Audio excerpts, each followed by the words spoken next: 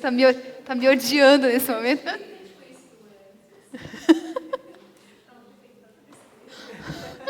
Você sabe que volta e meia isso acontece. As pessoas me falam, eu tô te odiando nesse momento.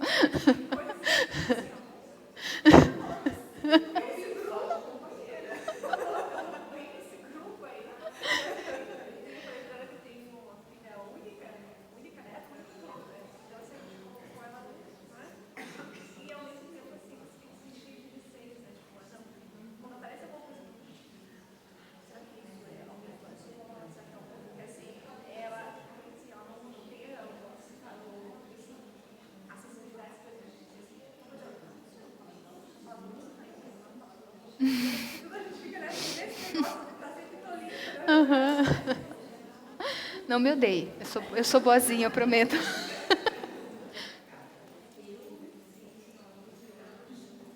Gente, eu vou continuar, porque senão a gente não termina, tá bom? Então, só para fechar, o complexo de Édipo ele vai estruturar todas as instâncias do aparelho psíquico. Então, tudo que a gente sempre ouve falar muito em ego, né? Mas dentro do nosso aparelho psíquico não é só o ego, tem o superego, tem o ideal do ego, tem o id. E quem faz tudo isso ficar ordenado é o complexo de Édipo, tá? Tá, então como que eu posso ajudar a criança a passar bem por essa fase dos 4 a 6 anos? Eu coloquei ali um livro cheio de histórias bonitinhas e fantásticas que nós conhecemos como contos de fadas. Ah, não, Aleté, você vai me falar que tudo isso vai ser resolvido com contos de fadas? Sim. Então, vou explicar para vocês. Sim. Então, partindo do começo aqui. Vou mostrar para vocês esse livro que eu descobri há pouco tempo. Na verdade, assim, gente, eu já acreditava nisso muito. Sempre trabalhei com contos de fadas com as crianças. Sempre fui muito crente nos contos de fadas. Eu era aquela menina. Eu lembro que meus pais nos levaram para Disney. Eu tinha 9 anos já. E eu cheguei lá. A Cinderela era a Cinderela. O Mickey era o Mickey. Não tinha ninguém embaixo daquela fantasia. Eles realmente... Eu acreditava em tudo aquilo. Eu vivia aquilo com... Meu Deus do céu! Eu era muito... Assim, eu brinco que o fato de eu ser crente nos contos de fadas me ajudou muito a ser crente na Bíblia. Porque da mesma maneira que a criança vai acreditar que a Cinderela é Cinderela, ela não vai titubear quando falarem que Deus andou sobre as águas. Ela não vai ser aquele que vai falar, ah, mas será? E as leis da física? Não, ele andou, ponto. Como a gente sabe que andou. Então, já vou fazer esse paralelo aí para vocês. Mas assim, esse é um livro que eu recomendo, só que assim, eu vou falar, a leitura é difícil porque o nome é A Psicanálise dos Contos de Fadas. Então, o que ele é? Esse autor, ele já morreu, inclusive, mas o que ele fala? Ele fez um levantamento dos contos de fadas mais famosos no mundo, que foram passados, porque contos de fadas surgiram muito tempo atrás, séculos passados. E por que eles foram sempre persistindo na humanidade, por que eles foram criados e o que realmente eles significam para uma criança. Especialmente para a criança que está nessa fase dos 4 a 6 anos e do complexo de Édipo e tendo vários conflitos interiores, tudo no subconsciente. Então, ele vai falar da importância deles. Existe uma outra coisa aqui que eu não concordei muito, mas é algo pessoal. Aí vocês vão fazer a leitura de vocês, quem quiser, tá? Mas é uma leitura... Você tem que entender um pouquinho, o mínimo da psicanálise, tá? Então, pode pegar qualquer artigo que vocês tenham, pode procurar no Google lá, o que é ego, o que é superego, para vocês terem uma noção. E aí vocês podem ler. Aquelas que têm coração fraco, que ficam muito... se impressionam muito com as coisas, eu sugiro não. Que os contos de fadas, eu vou contar alguns para vocês hoje, eles não são o que a Disney vendeu para nós, tá? A Disney, na verdade, estragou todos os contos de fadas, infelizmente. Ela deixou tudo muito soft. E eu fui criada, assim, com esses contos de fadas soft. Mas depois, quando eu li esse, eu pensei, puxa vida, Acho que algumas coisas na minha vida teria passado melhor se eu tivesse escutado o conto de fada de verdade. Então, vamos lá. Infelizmente, muitos pais querem que as mentes dos filhos funcionem como as suas. Como se uma compreensão madura de nós mesmos e do mundo e nossas ideias sobre o significado da vida não tivessem que se desenvolver tão lentamente quanto nossos corpos e mentes. Então, às vezes, existem situações que a gente quer que a criança entenda do jeito que a gente entende. Esqueça, isso não vai acontecer. Você não pode querer que a tua mente, que foi sendo formada e desenvolvida durante todos esses anos, seja igual a de uma criança de 4 a 6 anos. Não vai ser igual. Então, para dominar os problemas psicológicos do crescimento, a criança precisa entender o que está se passando dentro do seu eu consciente, para que também assim ela possa enfrentar o que se passa no seu inconsciente. Que lembra que eu falei? A questão do complexo de Édipo, ela é inconsciente para a criança. A criança sente um amor maior por um dos pais e uma certa rejeição pelo outro, mas ela não entende, ela não está pensando lá na mente dela, eu sou apaixonada por esse aqui eu trabalho agressivo, isso aqui, entendeu? É uma coisa muito, muito subconsciente. O que mais que a criança precisa enfrentar? Ela precisa superar as decepções narcisistas dela, ela vai aprender o quê? Que o mundo não gira mais em torno dela. Ela vai ter os dilemas edipianos nessa fase. Rivalidades fraternas, via de regra, quem tem irmão, normalmente é com 4 a 6 anos que chega o irmãozinho, né? Eita, nós! Aí o negócio encrespa, né? Já dizia o conto da Cinderela, que eu vou contar para vocês depois. A criança tem que ser capaz de abandonar dependências infantis, ela tem que ir se desenvolvendo e ganhando autonomia, principalmente com a chegada de um irmão. Né? Então a mãe vai ter que dar mais atenção para um, então a mãe quer que ele seja mais independentezinho já. Vai lá, se você consegue fazer sozinho. A criança precisa lidar com a aquisição da individualidade e da autoestima e o sentido de obrigação moral. Pensem que tudo isso a criança tem que aprender a lidar entre 4 a 6 anos. A gente, às vezes, não lida muito bem com isso, quem dirá uma criança de 4 a 6 anos. E eles lidam melhor que a gente, eu vou falar, viu? Tá, então de que forma a criança vai fazer isso? Não vai ser pela compreensão racional. Então o que a criança vai fazer? Ela vai ficar ali devaneando, tá, sobre fábulas que tenham respostas apropriadas para aquilo que ela está perguntando. Tá? Então ela vai escutar uma história e ela vai ficar ruminando, pensando, vai reorganizar os pensamentos, ela vai fantasiar com aquela história. E aí ela vai adaptar o seu conteúdo inconsciente àquelas fantasias que estão lá na história. Vocês já vão entender melhor quando eu colocar na prática. E isso vai lhe dar a capacidade para lidar com esse conteúdo. Tá? Então, como assim? A criança ganhou um irmãozinho. A criança se sente rejeitada no começo pela mãe, porque a mãe está dando atenção para esse irmãozinho, certo? Com quem que a menina vai se identificar? Com a Cinderela. Qual é o principal da história da Cinderela? Não são as 2 irmãs más que maltratam a Cinderela? A Cinderela estava primeiro, as irmãs más chegaram depois. E agora a Cinderela ficou de lado. Aí acontece que bem nessa época a gente está desenvolvendo a autonomia da criança.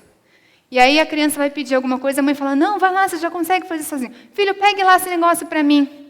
Aí a menina vai lá, tudo meu, vai lá, Cinderela, limpe isso, Cinderela, pegue isso, Cinderela. É assim que a menina vai se identificar, como uma gata borralheira. Tá? É por isso que os contos de fadas têm um apelo tão grande para as crianças. E vem de muitas gerações. Por que eles foram criados? Porque, muito antigamente, a sociedade, os pais queriam proteger as crianças de coisas, por exemplo, lá que tem muito dos irmãos Grimm, né? Os contos deles e tal, que era na Alemanha. Como que você vai falar para a criança? Não entre ali naquela floresta, porque as casas, tinham muitas casas em volta da Floresta Negra, até hoje tem. Não entre lá na floresta, é escuro, você vai se perder, o lobo vai te comer, de verdade, no caso, né? Como que você vai contar isso para uma criança? Como que você vai ensinar que não é bom falar com estranhos? Porque naquela época passavam muitos vendedores, né? Os vendedores passavam nas estradas.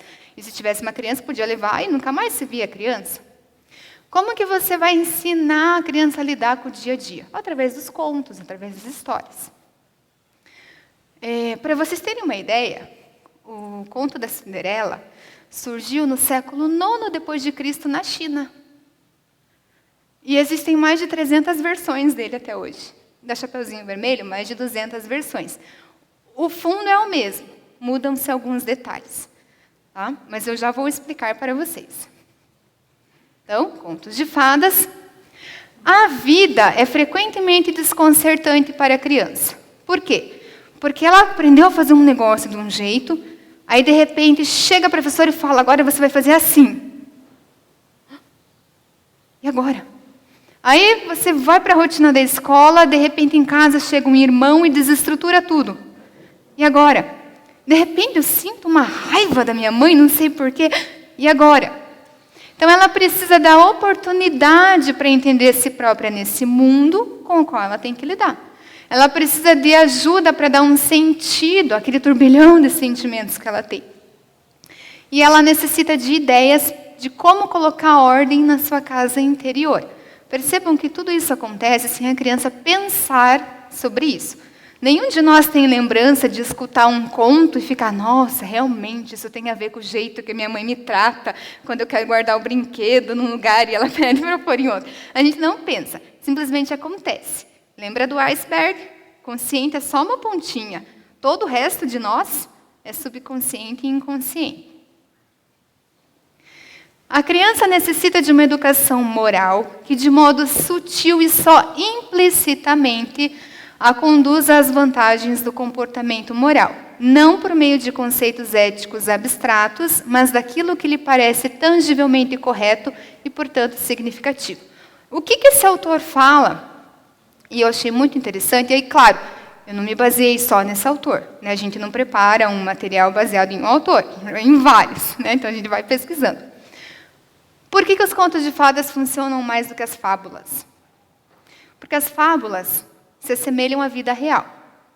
Se você contar para uma criança a história dos 3 porquinhos, a história real, eu vou contar depois para vocês 3 porquinhos, e a história da cigarra e da formiga, a criança fica mais revoltada que a cigarra morreu do que os porquinhos, que eu não sei se vocês sabem, mas na história real dos 3 porquinhos, os 2 primeiros são comidos pelo lobo. Tá? A criança não fica revoltada, ela não fica indignada que os porquinhos morreram. Mas ela não aceita o fato da cigarra ter morrido. Porque a fábula... Sabe aquela história assim, você está no culto, o pastor está falando, aí sua mãe e seu pai estão do lado, o pastor fala uma coisa, viu? Viu? É para você. A fábula faz isso. Viu? Viu? O que acontece? O conto não faz isso. Em nenhum momento do conto, o narrador vira para quem está lendo e fala, isso é o que vai acontecer com você se você não guardar os seus brinquedos. Isso é o que vai acontecer com você se você não trabalhar no inverno? Ninguém fala isso. A história corre. Então, quando a gente for contar contos de fadas para as crianças, não expliquem o conto de fadas. Não interpretem o que vocês acham que a criança está pensando, ou o que vocês acham que ela deveria pegar do conto para a vida dela. Isso não lhe interessa. Isso interessa a ela e o subconsciente dela, e você não tem nada a ver com isso. Seu papel como mãe, como pai, é ler o conto. Ponto. A criança vai trabalhar isso. A história é dada. Ponto. Ela vai ficar ruminando naquilo. Ela vai estar brincando e vai estar pensando, por que será que a Chapeuzinho Vermelho quis pegar tanta flor antes de ir na casa da vovó? Por que será que as irmãs da Cinderela faziam tal coisa? Por que será que o porquinho construiu a casa de palha? Mas que tonto ele, não. A criança, ela vai fazer isso sozinha. Se você for lá e der alguma coisa, pronto, você estragou tudo. Quando você recebe, é igual, vamos fazer um paralelo aqui, as meninas estão ali no 2º grau. O professor vem e te dá uma aula, te explica tudo. E daí pede para você estudar para uma prova. Aí o professor vai lá e te dá uma tarefa. Para você pesquisar, para você escrever. Qual jeito você aprende mais? Com a tarefa, pesquisando. Então, se eu entregar de bandeja a moral para a criança, aquilo não vai ter significado nenhum para ela. Porque ela não teve que conquistar aquilo sozinha. E aquilo que ela conquistou, ela não vai esquecer mais. Por isso que o conto de fadas é assim, você conta a criança... E agora, qual vai ser o outro? Esse não, mamãe. Tá, você conta outro. Aí esse outro. Toda noite a criança pede o mesmo conto. O que você faz? Conta. Porque se ela está pedindo, é porque ela está trabalhando alguma coisa dentro dela, em algum personagem, algum momento da história que tem ali que fala com ela. Então, você conta. É assim com a Bíblia também. Já vou fazer o paralelo agora, já ia fazer depois, já vou fazer um pedaço agora. Crianças de 4 a 6 anos, não usem a Bíblia para dar lição de moral. A Bíblia não foi feita para isso. O que você vai fazer? Você vai contar a história. Ponto. A Arca de Noé contou a história. A criança vai fazer o quê? Vai pensar em tudo o que aconteceu. Por que será que as pessoas fizeram isso? Por que será que Noé fez isso? A história da criação. A história de Jonas. Nossa, Jonas, por que será que ele não quis ir lá, né? Teria sido tão mais fácil, não teria sido engolido por um peixe. Tá? Você vai contar a história. Pô, Aletheia, mas e o que você tira da história para colocar na prática da criança? Isso é depois. Com 4 a 6 anos, você conta a história. Ponto. Por quê? Se você ficar dando lição de moral, você vai cair no mal das fábulas. Aí o que vai acontecer? A criança vai gostar mais dos contos de fadas do que da Bíblia. A gente não quer isso. A gente quer que ela veja a Bíblia do mesmo jeito que ela vê a história da Cinderela, que é importante para ela, que ela aprende com ela, sem alguém ficar... Vai ter um momento mais para frente, em outra idade, que nós vamos falar nas próximas palestras, em que você vai sentar e vai colocar muito bem. Então, na nossa vida, como que nós podemos fazer, né? O que nós aprendemos com esse texto? Mas não é agora. Agora é importante o quê? Que a criança aprenda a Bíblia, aprenda as histórias, e que, para ela, aquilo seja lei. Por quê? Se a criança não olha a Bíblia com o olhar que você olha o conto de fada, de que, nossa, é um mundo mágico, isso realmente aconteceu e tal. Que nós, adultos, por que a gente fala, não, realmente aconteceu? Porque eu sou um adulto racional, mas ao mesmo tempo a Bíblia ensina, a Bíblia é lei. Então tudo que está falando é verdade, é verdade. Mas a criança não é assim.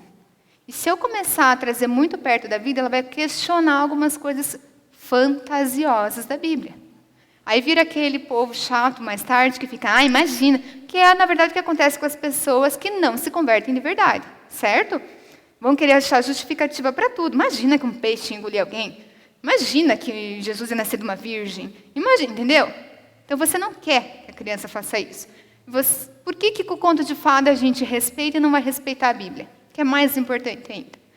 Tá? Então você conta a história e ponto. Você faz atividades referentes à história, você transforma tudo. Eu vou de tarde, tem bastante atividade para a gente fazer, mas você não fica dando a lição de moral depois.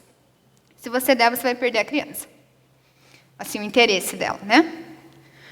Bom, o que é uma característica comum dos contos de fadas? E da Bíblia também? A presença do bem e do mal. Todo conto de fada, você tem a onipresença do bem e do mal. Sempre tem um personagem que vai representar o bem e um que vai representar o mal. E propensões. Sempre tem personagens que vão ser propensos para o bem e propensos para o mal. Quem mais foi feito para ser perfeito, pecou e hoje tem uma propensão para o mal? Nós. Não é isso? Por mais que digam que hoje em dia falam, o homem nasceu bom. O homem não nasceu bom. O homem nasceu em pecado vive até que Cristo nos salve. E mesmo depois que Cristo nos salva, a gente ainda faz um monte de tontice. Tem que ficar pedindo perdão para Deus e tudo mais, se arrependendo. Não é verdade? Então, nós temos a propensão para o mal. Então, o conto de fadas, ele trabalha com isso. Com a realidade nua e crua de que o homem tende tanto para o bem quanto para o mal. O homem quer ser bom, mas ele tende para o mal. Não foi isso que Paulo falou? Aquilo que eu quero fazer de bom eu não faço, mas aquilo que é de ruim eu faço. Muito bem. Então, essa polarização de caráteres, tá, entre o bem e o mal, às vezes é uma coisa muito esdrúxula, que não faz sentido para nós. Mas para a criança não precisa fazer sentido. O que ela precisa é de uma pessoa que seja extremamente boa e uma que seja extremamente má. E essa polarização vai fazer com que a criança tenha uma compreensão fácil entre ambas as personagens. Quando você põe um personagem de modo mais semelhante à vida, eu pus até um ponto de interrogação. Será que funciona? Que não é o caso das fábulas. Então, o que acontece com a criança? Ela vê lá a bruxa má, ela vê lá o herói bom, o cavaleiro bom. Aí, ela fica entusiasmada. Quem que ela quer ser? O herói. Então, se o herói é bom, eu tenho que ser bom para poder ser igual ao herói. Então, isso faz com que eu queira fazer coisas boas. O conto de fadas, ele auxilia a lidar com os conflitos íntimos da criança. Eu citei alguns ali, já vou citar mais. Reconhecer e enfrentar os medos. Ajuda na orientação para o futuro. Por quê? A lição de moral está implícita. O que você aprende com a história dos 3 porquinhos? Que o trabalho árduo compensa. Que vale a pena se dedicar para você ganhar algo. E ajuda na preparação para a vida moderna. Como assim, Aletheia? Antigamente, as pessoas moravam em vilas, em sociedades em que, por mais que tivesse a questão das florestas, dos bichos, você ainda conseguia... Todo mundo conhecia todo mundo. Hoje em dia, a vida moderna, você põe uma criança numa cidade grande, manda para a escola, manda para o mundo, e você não faz ideia do que vai acontecer. Tá? Então, na verdade, hoje em dia, o conto ajuda a criança porque ela já escutou contos, vai escutar, de heróis que foram ao desconhecido, e isso dá medo, mas eles conseguiram. Tá? O que é muito importante no conto de fadas? Talvez uma das coisas mais importantes. E viveram felizes para sempre. Ai, Aletheia, ninguém vive feliz para sempre. Ah, não! Mas eu achava que Jesus trazia felicidade. A gente não é feliz com Jesus? Feliz na aflição, feliz na dificuldade, feliz na doença, não é assim? Não é isso que a gente prega na igreja, que a gente ouve? Sou feliz com Jesus, certo? O que a criança espera? Que ela quer ser feliz para sempre. Na visão da criança, o feliz para sempre significa que, puxa, aconteceu um monte de coisa, mas no final deu tudo certo. Não é a mesma coisa para nós? Vai acontecer um monte de coisa nesse mundo, mas no final eu vou para o céu morar com Jesus Cristo e ser feliz para sempre. Então tá, regras dos contos de fadas. Como sucede com toda a grande arte, o significado mais profundo do conto será diferente para cada pessoa. É por isso que a gente não fica falando para a criança. Porque aquilo que você entendeu como importante, a criança entende de uma maneira diferente. E é diferente para a mesma pessoa em vários momentos da sua vida. Tá? Então, se você contar a história para a criança aos 4 anos, ela vai tirar algumas coisas para ela. Se você contar aos 6, ela vai encarar diferente a história. A Bíblia também é assim com a gente, né? A gente lê um texto e retira alguma coisa. Aí, de repente, você lê de novo aquele texto e aprende mais alguma coisa. Daí você lê o mesmo texto de novo e pega mais uma coisa diferente. Então, quais são as regras? Primeiro, siga a indicação da criança. Se a criança não quer aquele conto, não conte. Se ela quer aquele o tempo todo, conte aquele o tempo todo. Não tente interpretar os pensamentos da criança. O conto de fadas é terapêutico porque o paciente encontra suas próprias soluções. O que interessa são os processos interiores que têm lugar no indivíduo. O conto de fadas é apresentado de modo simples e despretensioso, ele não é fábula com moral. Ele reassegura, dá esperança para o futuro e oferece a promessa de um final feliz. Então vamos lá. Os 3 porquinhos. Que será que os 3 porquinhos podem ajudar na hora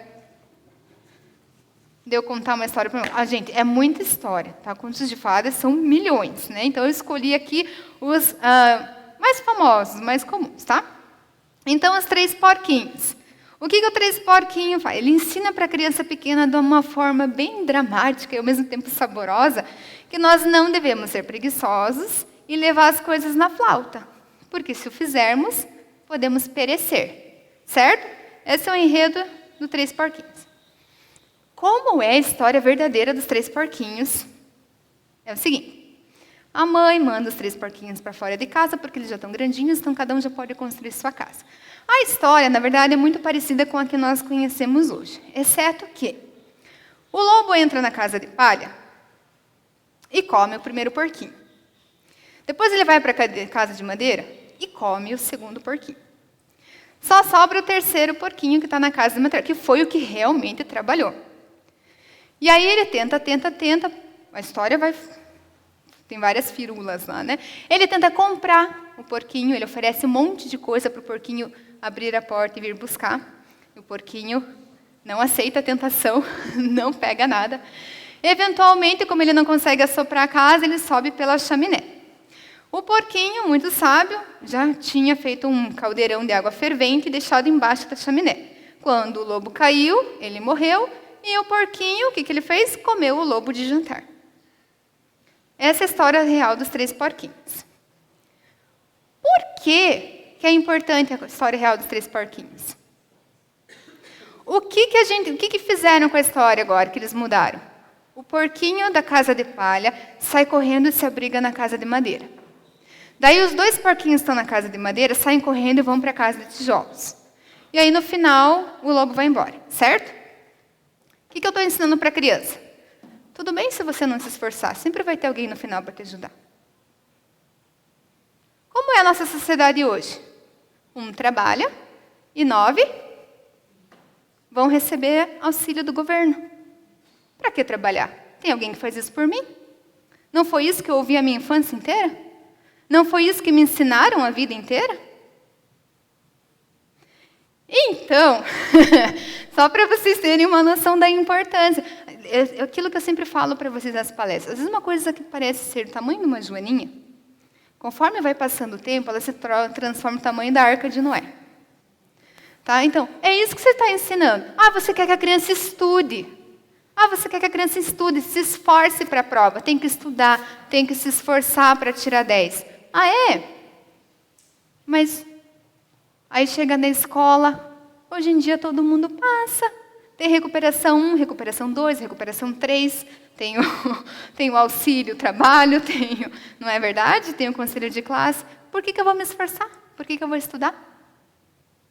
Então, assim, nós estamos ensinando tudo errado. Aí o que acontece? Como que a gente faz para voltar, uma vez que já está tudo mudado? Então, a história dos 3 porquinhos, por exemplo, lá em casa eu contei para o Noé, o ano passado. Ele está com 7, agora ele estava com 6, quando eu contei a versão real. Porque daí não tem a versão real, tá, gente, para vender. Então, para procurar, assim, até hoje eu ainda estou tentando comprar alguns. A maioria vem em francês. Então, você tem que saber francês para poder... Eu comecei a fazer francês, já me matriculei no curso só por causa disso. E alguns tem na internet, mas as versões são meio truncadas, tá? Não dá para acreditar muito bem. Então, para você ir até a origem, é complicado. Então, o que eu consegui, eu trouxe. E eu li para ele, para ver. Super tranquilo. Ele já tinha escutado a outra, como é hoje em dia, mas o do porquinho, ele achou super justo. Claro. O porquinho não trabalhou, não fez a casa direito, logo mal foi lá e comeu as bolas. Justo. Então, percebam que a criança, ela tem um senso de justiça que se é muito mais do conto de fadas do que de uma fábula, de uma moral. Tá? Outra que eu escolhi para vocês. João e Maria. Essa é terrível. Ai, gente do céu. Não tem nada a ver com a história original. Tá? Tem um pouquinho. Mas, basicamente, é assim. A mãe e o pai de João e Maria estão com muitos problemas financeiros. Eu acho que até a madrasta na história, não é a mãe. E a mãe combina com o pai e eles escutam de noite, eles combinando que eles iam largar os 2 na floresta. Tá? Porque eles não tinham mais condições de criar. Mas isso vai umas 3 tentativas. Porque daí eles escutam, eles se preparam, né? Então, daí no primeiro dia, o Joãozinho foi lá, pegou umas coisas e colocou no caminho e tal. Daí no outro dia, eles deram um lanche para eles levarem. Ele foi lá, tal, levou o pãozinho e tal. Voltaram para casa. No outro dia, mandaram ele sem nada. Colocaram no meio da floresta, o pai levou e depois foi embora e largou.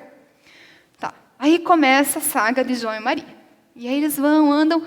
E aí eles chegam lá e vão procurar uma casa, e daí tem a tal da Casa dos Doces. E eles vão lá e começam a comer, E eles vão escutando. O que vocês estão fazendo? Por que vocês estão pegando essa casa de doces? Quem está mexendo nas minhas coisas sem pedir permissão?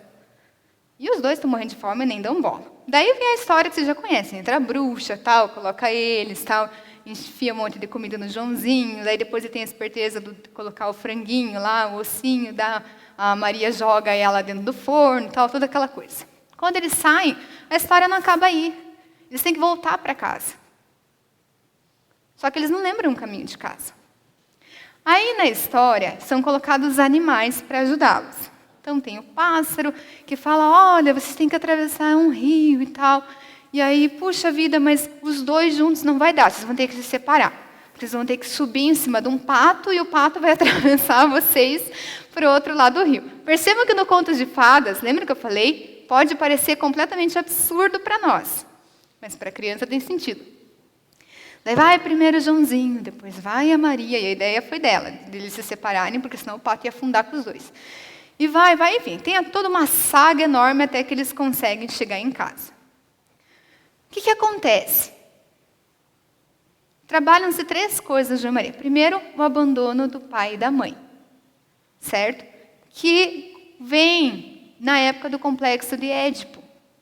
E na época em que a menina se sente abandonada pela mãe porque chegou um irmão, ou o menino se sente abandonado porque o pai e a mãe trabalham muito. Então, esse abandono, eles querem se livrar de mim.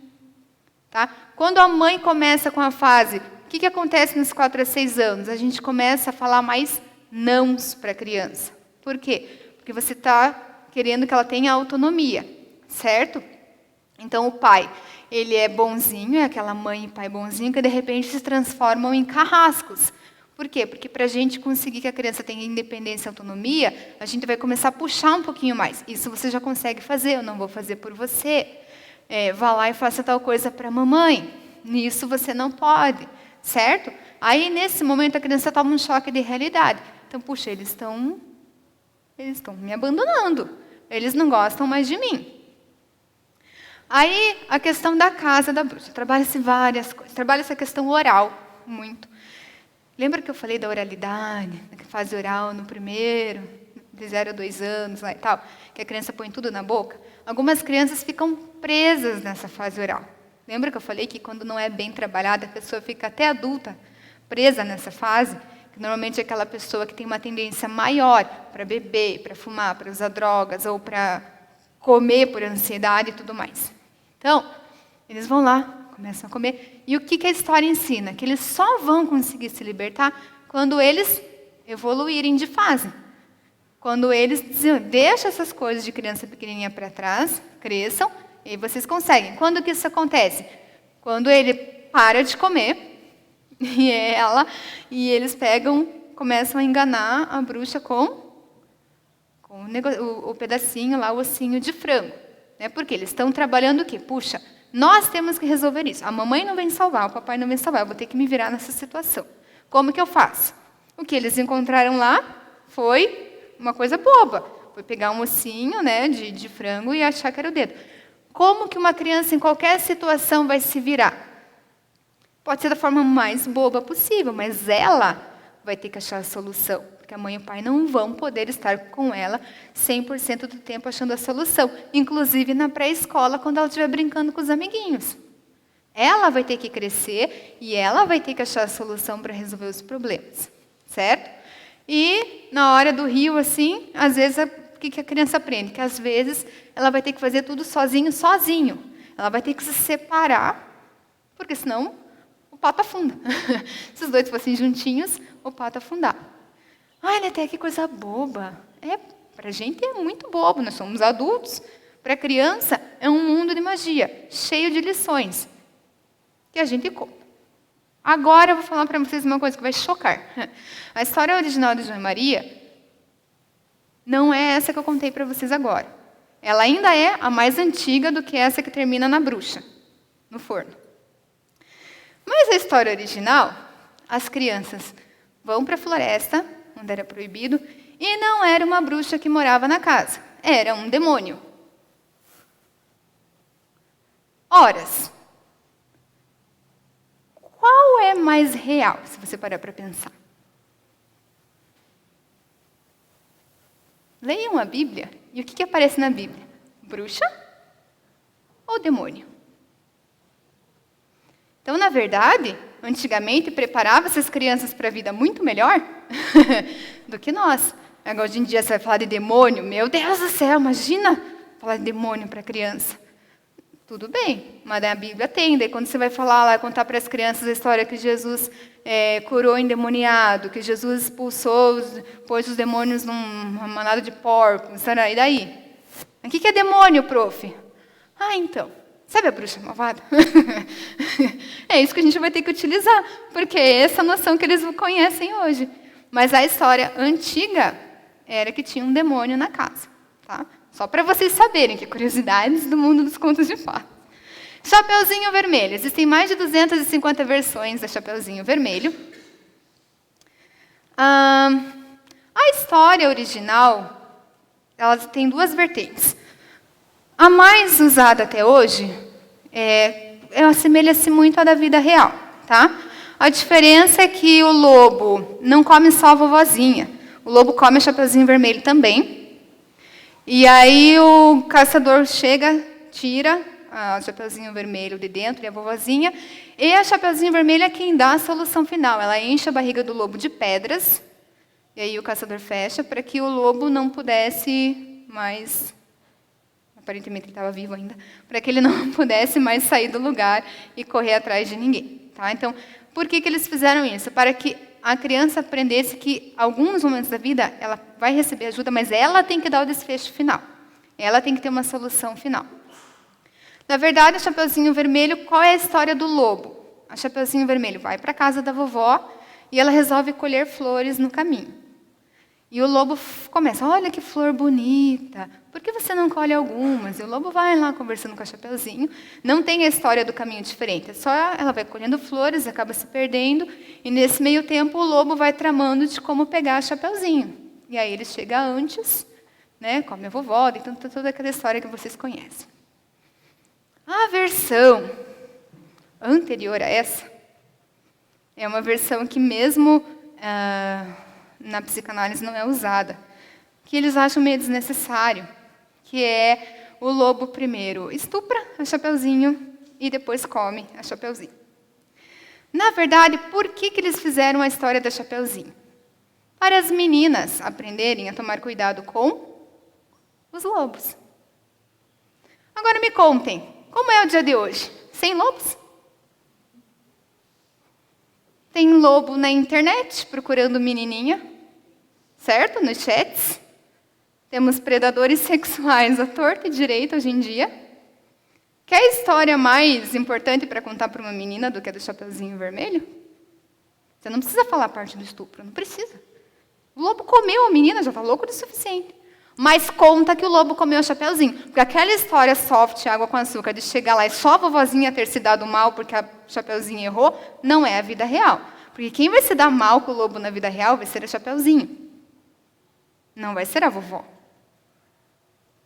Então, mais um conto aí que vai ajudar a criança a trabalhar. Cuidado com o lobo.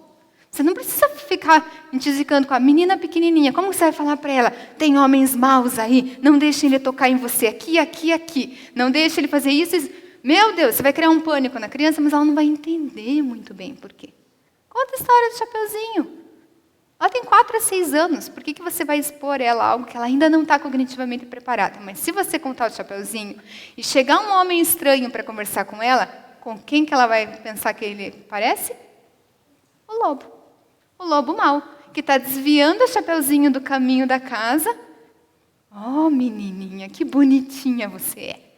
Tá? Então, lobo mau aí, fazendo história na vida das meninas. Vamos protegê-las do lobo mau. E separei o último conto de fadas para vocês, que é o da Cinderela, porque ele foi eleito o conto mais conhecido no mundo e mais replicado no mundo até hoje. Desde o século IX depois de Cristo até hoje, tem mais de 300 versões. Muda uma coisinha ou outra. O que a Disney fez? Estragou o conto. Completamente. E assim, eu sou apaixonada pela Disney, eu sou muito menina Disney. Assim, lá em casa todo mundo fala, ah, chegou a Leteia, a Disney chegou, eles falam lá em casa, minha família. Só que, quando você vai ler o conto de verdade, você percebe o quanto eles estragaram o conto da Disney. O que acontece? A Cinderela tinha lá, tava o pai, a mãe morreu, então ela tem aquele momento já de perda, né, de conflito familiar. Casa lá o pai com a madrasta, vem as duas irmãs para infernizar a vida dela, certo? Com o que a criança se identifica? Quando a criança ganha um irmãozinho, uma irmãzinha, ela perde a mãe. Por quê? Porque a mãe parece que só dá atenção para a criança pequena. Não é assim que a criança sente? É uma fase, passa. Mas aí ela se identifica com a Cinderela. Aí também acontece que dos 4 a 6 anos a gente começa, como eu falei antes, a pedir mais coisas da criança. Aí a criança se sente o quê? A gata borralheira. Tudo eu que tenho que fazer. Vai lá, Cinderela. Faça isso, Cinderela. Faça aquilo. Então, ela se identifica muito com essa questão da Cinderela. Na história original, quando o pai vai fazer uma das viagens dele, que ele era vendedor, acho, alguma coisa assim, ele pede, o que você quer que eu traga? De cada irmã malvada pede uma coisa super chique. Ela pede, eu quero um galho da primeira árvore que encostar em você. Aí, o primeiro galho que bateu nele, ele arrancou, trouxe para ela. Ela foi no quintal, plantou aquele galho e regou com as suas próprias lágrimas. Ela plantou no túmulo da mãe dela e regou com as próprias lágrimas. E essa árvore foi crescendo, foi crescendo. A madrasta fez de tudo para tentou cortar a árvore, jogou cinzas no túmulo da mãe para estragar a árvore, mas a árvore sempre renascia. E tinha um pássaro que pousava nessa árvore, e quando ela precisava de alguma coisa, ela pedia para o pássaro trazia. O que isso simbolizava para a criança? A figura da mãe. Mesmo a mãe estando distante, mesmo a mãe estando cuidando do meu irmãozinho, ela ainda vai trazer as coisas para mim. Ela ainda está cuidando de mim, mesmo longe. É isso que traz para a criança. O que a Disney fez? Cortou e substituiu por uma fada madrinha, que vem do nada, sem explicação nenhuma. Oi, eu vim aqui para te ajudar. Vou dar tudo o que você quer. Igualzinho à vida real, né? Porque a gente é cheio de gente que faz isso pra gente, né? Oi, eu vim aqui para te dar tudo o que você quer. Não existe. Uma mãe que está mesmo longe, ela continua mesmo longe para a criança, no sentido de que ela está cuidando de um irmão, está cuidando de outra, que não é ela não é mais a prioridade. Mas a mãe está ali presente. Tá? Então, para a criança, isso tem uma profundidade muito maior do que a fada madrinha que chega do nada, não tem um vínculo nenhum com a história ou com a Cinderela. Tá.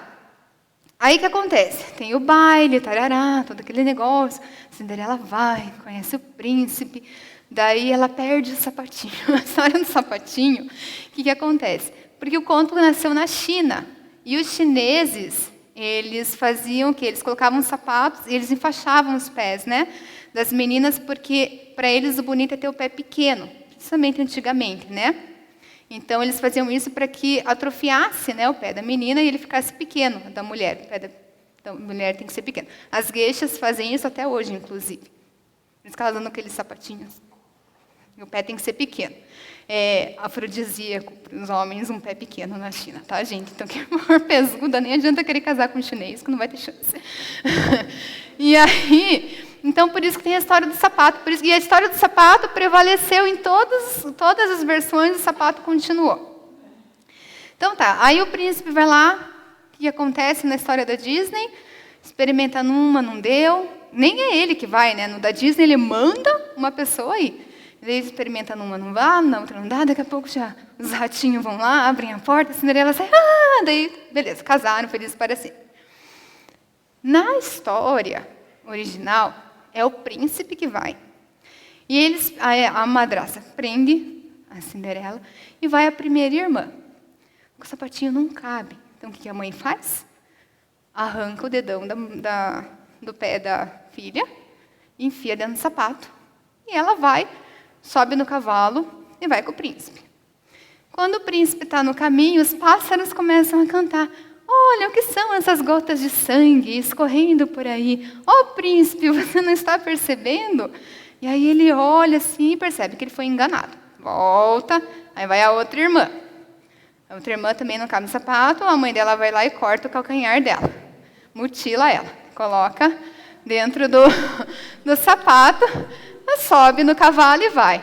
Aí os pássaros começam, olha o sangue outra vez rolando, tarará, príncipe, você não está vendo. Ele, tá, daí volta de novo. E aí chega, e daí, sim, o sapato, põe na Cinderela, aquele sapato, já todo ensanguentado, né? E aí nela serve o sapato. E aí a Cinderela vai embora com o príncipe e tal, e tudo mais. E aí, o que esse conto ensina? Que, junto com a mentira, vem a dor. Que, por mais que você tente, por todos os meios possíveis, enganar alguém, a consequência vem. Na verdade, para a criança, isso traz uma certa satisfação no sentido de que as irmãs, que eram tão malvadas com a Cinderela e a madrasta, no fim vão receber um castigo. Porque tem várias versões do castigo final delas. Uma é que as 3 tinham que dançar em cima de um sapato de brasa, até os pés pegarem fogo e morrer. Mas a criança, ela não se sente indignada com isso. Ela acha justo. Por quê? Pelo enredo da história inteira, por tudo que elas fizeram para Cinderela. Porque o que a gente ensina? O que a Bíblia ensina? Quando Adão e Eva pecaram, Deus mandou eles embora do paraíso, expulsou, certo? Teve um felizes para sempre? Sabe quando que o felizes para sempre chegou? Lá na Arca de Noé. No final da Arca de Noé, teve um felizes para sempre. Até então, foi um rodeio de coisas ruins acontecendo sucessivamente. Se você parar para pensar, se você fosse transformar num conto, ele começaria no Jardim do Éden e terminaria na Arca de Noé. Para daí chegar no final feliz. E o que a criança aprende? Que o castigo é necessário para chegar no final feliz. Então, quando a Disney cortou o castigo, o que a criança aprendeu? O que a criança aprende com Cinderela? Nada. Ela aprende que as irmãs são más, que a Cinderela sofre, tem o felizes para sempre, porque no final ela sofreu, mas ela conseguiu o príncipe, tal, isso é uma coisa boa. Mas e a justiça? Não teve justiça. Porque daí o resto ficou... Sei lá o que aconteceu. Certo? Então, os contos antigamente, claro, você não precisa contar, se você acha que você vai traumatizar seu filho, porque eles estão numa sociedade, inseridos numa sociedade hoje, em que tudo é muito light, então você não precisa contar tantos pormenores assim. Mas você tem que deixar muito claro que o que a Cinderela ensina? A ter virtude, apesar da maldade alheia. O que ensina? Que a mãe está ali presente, mesmo não estando presente, certo? Mamãe pode não estar com você agora, nesse momento, mas ela está cuidando de você. Que é o que fazia o pássaro lá e tal, por isso que a árvore nasceu em cima do túmulo. Tá?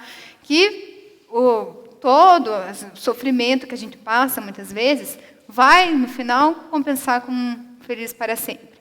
Mas que a justiça tem que ser feita também. Ou em alguma história bíblica Deus deixou de fazer justiça? Nenhuma.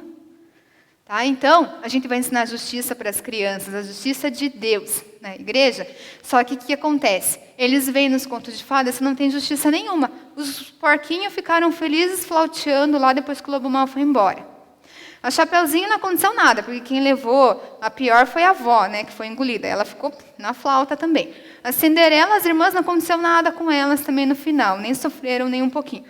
Gente, aí eu vou chegar lá e vou falar assim, da justiça de Deus para os meus alunos, vou mostrar a Bíblia, o que vai acontecer? Credo, que Deus malvado esse. Claro, você está ensinando os contos de fadas tudo errado para a criança. Aí o Deus é o Deus malvado. Porque na cabeça deles não existe a noção da justiça. Não existe a noção do ser justo com quem fez errado e com quem fez certo. Porque tudo está tudo bem no final. E o conto de fada original, o que ele mostra? Que o felizes para sempre é só para quem é bom. Os que fizeram as coisas erradas, o personagem que está ali exemplificando o mal, ele se dá mal. Tá? Em todas as histórias dos contos de fadas. Por que eu trouxe isso para vocês? Primeiro porque Como eu já falei, psicologicamente falando, isso ajuda a criança. Você não precisa ficar... E é só contar a história. Ponto. E a Bíblia, então? A Bíblia não é contos de fadas. Certo? Todos concordamos. A Bíblia são fatos reais, que realmente aconteceram. Mas não tem um quê de conto de fadas? Analisem, não, sem pensar na parte da realidade. Só analisem comigo, se você fosse uma criança de 4 anos, você chega assim. Sabia que tem um livro que tinha um jardim em que todos os animais falavam? E que Deus descia e andava e conversava com o homem e com a mulher todo dia lá no jardim? Sabia que teve um barco tão grande, que coube um par de cada animal, e eles ficaram lá 40 dias e um pouquinho mais? E o leão não comeu ninguém? O rato não infernizou a vida do elefante? E a cobra não picou o rinoceronte? Você sabia que tem um homem que foi engolido por um peixe, ficou 3 dias lá dentro e saiu? Você sabia que teve um homem que subiu numa carruagem de fogo para o céu? Você sabia que uma vez um povo venceu uma batalha tocando corneta e gritando? E o muro caiu? O muro da cidade inteira caiu? Você sabia que uma vez Jesus foi falar com as pessoas, elas não tinham comida, só tinha 3 pãezinhos e 2 peixinhos? 2 peixinhos, 2... 5 e 2. Eu sabia que eu tinha confundido alguma coisa. E alimentou uma multidão? Você sabia que Jesus andou em cima da água e não afundou? Você sabia que o vento estava incomodando e ele fez só psh, e o vento parou? O que parece isso para vocês? Contos de fadas. Nós sabemos que é a realidade. Mas se a criança está na fase em que ela ama os contos de fadas, ama a fantasia, em que tudo para ela é mágico, em que ela absorve tudo que nós falamos, como é que eu vou contar a Bíblia para ela? Então, alunos, está vendo aqui a arca? Então, Deus fez isso, e aí vocês vão fazer o trabalhinho aqui agora, tá? Ou eu vou chegar para eles e falar, era uma vez um barco enorme, entrou o leão e a leoa, e o leão, que não gostava do jacaré, até deu um high five nele antes de entrar.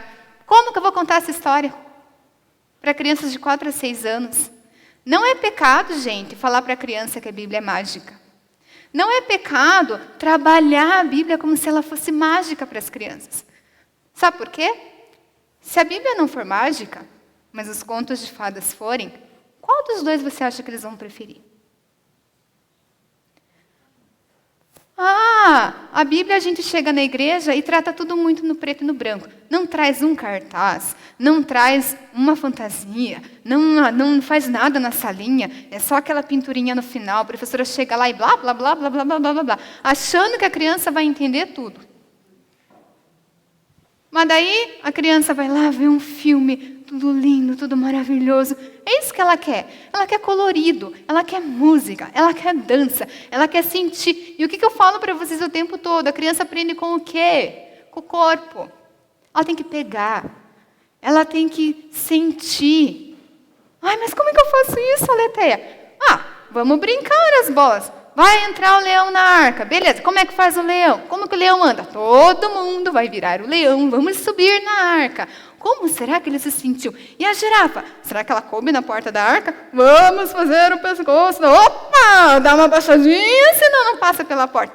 Gente, a criança precisa sentir a história. E ela precisa sentir a magia da história. E vai dizer que não é mágico? Tem muito mais magia e felizes para sempre na Bíblia do que em qualquer outro conto do mundo. E eu vou mostrar para vocês, ó. Se a Cinderela, o lobo e a bruxa existem, a Bíblia é real, sim, para criança. Ela é concreta e os personagens moram aqui por perto. Da mesma forma, esqueçam as lições de moral. Olha aqui o Jardim do Éden. Tá, é uma pintura, né, gente? Devia ser muito mais bonito que isso, né? Pense num jardim maravilhoso. Aí você chega lá e conta história. Não, você tem que transformar a tua sala no Jardim do Éden. Não quero nem saber se vai dar trabalho, problema de vocês. Ninguém mandou querer ser professora da escola dominical. O que eu falei? Se vai fazer com excelência. Ai, não tem material na minha igreja, Letéia, não dá. Não. O que tem ali fora? Não é um jardim? Vamos para o Jardim do Éden, então. A gente usa o recurso que tem. Olha lá, Jesus, Deus conversando com Adão e com Eva na viração do dia. Gente, eu acho a história do Jardim do Éden linda, maravilhosa. Já pensou Deus todo dia no fim da tarde descer? Já pensou se a gente chegasse em casa no fim da tarde e Deus batesse lá na porta e vim tomar o café da tarde com você? Vamos comer uma torta aqui, vamos bater um papo. Gente, que coisa maravilhosa que é isso. E a gente passa tão batido nisso. Tem criança que nem sabe que Deus descia no jardim para falar com Adão e Eva. Para a criança, Deus estava lá longe. E a consequência da desobediência, a consequência do pecado. É muito importante a criança saber disso, da consequência. Olha lá a Arca de Noé. Eu sempre falo da Arca de Noé, mas é assim, gente. Além de ser extremamente lúdico, né, o tema para a criança, o meu filho se chama Noé. Porque é o meu personagem preferido da Bíblia, do meu marido também. Quando a gente combinou o nome do nosso filho, Noé. Nós concordamos na hora em ser Noé. Mas por que é importante trabalhar a Arca de Noé, Letéia? Por isso aqui, ó. Para ensinar essa geração que o arco-íris não é bandeira para ser levantada por pessoas estúpidas aí fora. O arco-íris é uma dádiva, uma aliança, uma promessa de Deus, que Deus criou para prometer que nunca mais a humanidade vai ser destruída por um dilúvio. Ele não é bandeira para ser levantada por pessoas que não conhecem a Deus. Tenta comprar uma camiseta de arco-íris e dar para sua criança para sair hoje em dia, o que vocês vão fazer com ele? O que vão perguntar? O que eles acham que ele está fazendo com aquele arco-íris? É a bandeira LGBT do arco-íris, gente. E ninguém contou para eles ainda que o arco-íris foi criado por Deus e é um símbolo da Arca de Noé. Não é algo que pertence a eles e muito menos para a causa deles. Se eles querem defender a causa deles, tudo bem. Mas não se apropriem dos utensílios bíblicos. Não se apropriem da obra de Deus para isso. Então, essa geração precisa aprender de onde veio o arco-íris? Precisa aprender de onde veio o arco-íris e o que significado dele.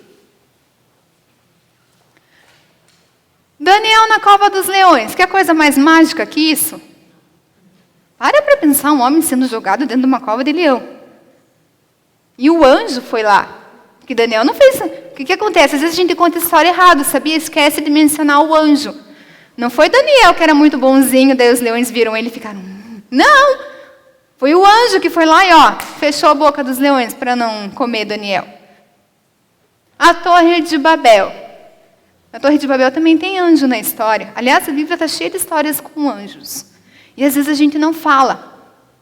Mas os anjos aparecem várias vezes no Velho Testamento. Na Torre de Babel, com Abraão, com Daniel, várias vezes. E a gente só fala na hora do anjo Gabriel. Aí a criança até se assusta. Anjo? Ué, mas passou o Velho Testamento inteiro e não mencionou que tinha anjo na Bíblia?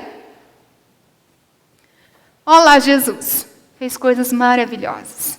Andou sobre as águas, ressuscitou pessoas, curou doentes. Inclusive, à tarde eu vou ensinar vocês uma aula que a gente fez lá na igreja. Foi sucesso absoluto, do Jesus super-herói. E nós fizemos uma comparação, inclusive tem uma tabela pendurada na nossa salinha da aula, com os poderes dos super-heróis e os poderes de Jesus. Os poderes do Homem-Aranha, do Hulk, do Gavião Arqueiro, da Mulher Maravilha, do Super-Homem. Eu sei tudo de super-herói, tá, gente? Que eu tenho um menino de 7 anos em casa. E os poderes de Jesus. E eles não titubearam nem por um minuto. Quem é o maior super-herói do mundo? Jesus. Aí eu perguntei para eles, quem é o super-homem original? Jesus. Então, eu trouxe material para mostrar para vocês, detalhe tudo, essa é uma das aulas que eu vou ensinar a vocês. Jesus tem milagres enormes que ele fez, e faz até hoje. E se nós não ensinamos de maneira conto de fadas para as crianças os milagres, eles não vão acreditar hoje. Por que nós vivemos uma geração que não acredita mais em milagres? A gente olha a Bíblia, fez um milagre lá, beleza. Não é fez um milagre, fez um milagre! Vai lá e tenta andar em cima d'água. Bota a criança lá na banheirinha de água, vai lá, agora é a sua vez. Vamos ver se você afunda ou não. Não vai conseguir. A criança tem que contextualizar. Ela aprende com o corpo. Consegue andar na água? Não. Peraí que a prof já está mais tempo andando com Jesus, a prof vai conseguir. Conseguiu? Não. Porque só Jesus consegue. Nem o Pedro conseguiu. Começou um pouquinho, daqui a pouco já começou a afundar, porque ficou com medo. Não é assim? Os milagres têm que ser tratados como o que eles eram. Milagres. Com toda a força da palavra. Com toda a complexidade e profundidade. Porque hoje nós vivemos uma geração em que quando você precisa de muito uma coisa, você ora, mas você fica pensando, mas acho que Deus não vai fazer. Não é assim, nossa oração?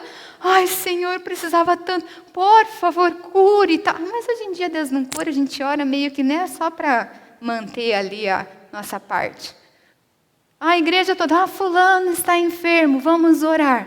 Quantos que oram com convicção de que Deus pode curar essa pessoa? A maioria ora por protocolo. Nossa, na listinha aqui, hoje tem que olhar para o irmão tal que está no hospital.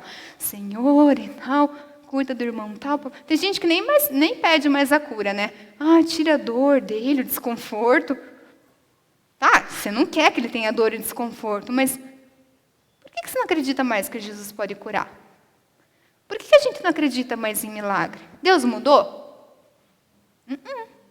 Nós mudamos. Nós não damos ao nosso Deus todo o valor que Ele tem. É claro que eu não vou lá e vou falar, em nome de Jesus eu declaro. Isso a gente não faz. Porque se Ele não quiser curar, Ele não vai. Se Ele não quiser fazer, Ele não faz. E nós não temos autoridade nenhuma para autorizar Deus a fazer alguma coisa. Mas a gente pode pedir, e pedir com fé. Eu sou uma pessoa, eu sou a Disney, né? Contos de fadas, como eu já falei para vocês. As minhas orações para Deus, elas são muito específicas. Eu estava até comentando com a Ju. Eu sempre especifico o que eu quero, assim, sabe? Então, o Noé, assim, eu queria que ele nascesse assim, assim, assado. Eu pedia para Deus, Senhor, eu queria que fosse assim, assim, assim, assado. Com no mínimo dos detalhes. Por mais bobo que parecesse. Deus fez, certinho, no mínimo dos detalhes. No mínimo dos detalhes. Meu marido foi a mesma coisa. Eu queria que ele fosse assim, assim, e fisicamente fosse... eu queria que o meu marido fosse parecido com o príncipe da Branca de Neve, gente. Alto, magro, aquele cabelinho preto. É o Jaime escrito. É o Jaime escrito. E eu orava, eu pedia em detalhes. Por que não? O máximo que eu vou ganhar é um não. Não foi isso que eu preparei para você. Mas e a minha fé onde está de pedir e ter a esperança de que de repente, Deus vai me dar, sim. Então, se a gente não ensina as crianças a importância dos milagres, eles não vão conseguir acreditar em milagres depois. Vai ser essa geração cética que a gente tem hoje. E o mais importante, tudo, desde o Jardim do Éden, começou lá. Onde que vai terminar? Aqui. Na ressurreição de Cristo, na remissão dos nossos pecados, na nossa salvação, na nossa vida com Deus a partir daqui, a partir da cruz. Porque a criança só vai entender a importância disso se ela entender a importância de tudo que vem antes disso. De toda a preparação, de todo o pano de fundo que chegou até esse momento. E, gente, esse momento é perfeito, ele é maravilhoso, ele é mágico. Ele é mágico porque é por causa desse momento que nós temos a esperança de ir para o céu. É por causa desse momento que nós temos a vida eterna. É por causa desse momento que nós vivemos, que nós estamos aqui hoje, escolhidos por Deus para estarmos aqui. E a criança tem que entender a importância disso e tem que ser algo maravilhoso. Cristo tem que ser uma pessoa que ela ame de paixão, acima de qualquer coisa. Lá em casa eu falo para o meu filho, eu brinco muito, eu gosto de inventar música do nada. Às vezes estou andando com ele na rua, fico inventando música, né? Aí eu falo, quem é o neném que a mamãe mais ama? Imagina, neném, tem 7 anos, ele é o Noé. Eu falei, quem é que a mamãe ama muito mais que o Noé dele? Jesus. Ele já sabe que ele é meu filho, que eu amo mais que o mundo inteiro. Mas ele vem em segundo lugar. Que o primeiro lugar é Cristo.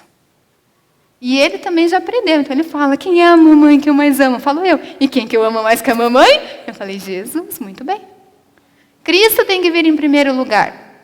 E a gente tem que ensinar as crianças a amar Cristo. E nós temos que amar Cristo também. Então, se a gente está com o amor meio esfriadinho, a gente vai lá e corre atrás. Vai orar, vai ter mais comunhão com Cristo. Porque as crianças, lembra que eu falei na palestra passada? Nós somos espelhos. Se eu não demonstrar o meu amor a Cristo, a criança não vai comprar. Ela não vai comprar a história. Se eu não acreditar naquilo que eu estou falando, a criança te percebe. A criança sabe. Ela não vai vingar. Então, acima de tudo, o professor da escola dominical ele tem que amar. Amar a palavra de Deus. Amar a Cristo. Ter uma vida que condiza. Tem que condizer com o que está acontecendo ali. Eu não posso falar das coisas de Cristo e fazer diferente no dia a dia, porque a criança vai ficar sabendo. Que as pessoas falam, né? E a criança vai ficar sabendo. Então, a gente tem que viver uma vida condizente com a palavra de Deus e mostrar para a criança que a Bíblia é mágica. Porque a vida com Deus é mágica. A vida com Deus é você estar num navio cheio de turbulência, passando por um momento horrível, mas segurando na mão do capitão que está lá no céu, que não vai te deixar cair para fora do barco. Não importa o que está acontecendo. O barco está tudo lá e você está lá firme. Pode estar chorando, mas está firme e com o coração alegre. É isso que nós temos que passar. E não é muito parecido com contos de fadas? Essa magia. Então, assim, do mesmo jeito que a gente vai trabalhar o conto de fadas na vida secular com as crianças, é com essa mesma magia, com esse mesmo jeito carinhoso, com esse mesmo uau, que nós vamos trabalhar a escola dominical também. E aí eu vou ensinar vocês, trouxe um monte de coisa para a gente fazer na parte da tarde daí. Ok? Que horas são? Estou perdida? 12:10. Então, nós vamos encerrar por aqui. E aí, os últimos slides que ficaram, eu vou disponibilizar depois para colocar junto com a gravação do vídeo, tá bom? E aí, no último slide, tem o meu e-mail também para quem quiser entrar em contato comigo. Beleza? Então, é isso, pessoal. Por enquanto, né? Acho que nós podemos fazer oração aqui. A gente pode sair para almoçar. Nós vamos comer uma sopinha para esquentar, tá? Porque está meio frio, né?